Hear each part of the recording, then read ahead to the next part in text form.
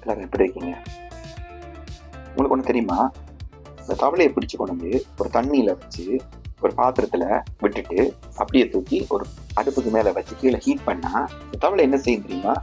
அந்த ஹீட் அந்த தண்ணீல ஏற ஏற ஏற தன்னோட உடம்புல இருக்கிற ஒரு கெமிக்கல அது வந்து ரிலீஸ் பண்ணிட்டே இருக்கும். ஆனபடியால அந்த தவளைக்கு அந்த உஷ்ணநிலையை சமப்படுத்தக்கூடிய திறமை இருக்கு.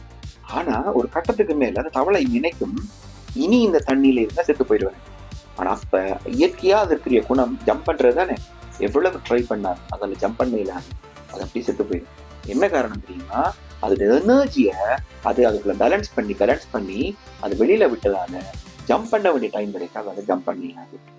இதுதான் வாழ்க்கையில வர எங்களுக்கும் நடக்கும். என்ன தெரியுமா? சில விஷயங்களுக்கு முடிவெடுக்கும் பொழுது நம்ம போஸ்ட்போன் பண்ற மைண்ட் செட் இருக்குல்ல, அந்த தவளை போல, இதாலேயே நிறைய பேர் அழிஞ்சு போயிடுறாங்க வாழ்க்கையில. நல்ல விஷயங்களுக்கு நீங்க முடிவெடுக்கிறதா இருந்தா இப்ப இந்த நிமிஷமே எடுத்துருங்க. கெட்ட விஷயங்களை விட்டு விலகுறதா இருந்தா உடனே அதை விட்டு விலகிறணும். நாளை என்பது நமனுக்கே சொந்தம், நமக்கல்ல என்பது போல இன்னைக்கு எடுக்க வேண்டிய முடிவை இன்னைக்கு எடுங்க.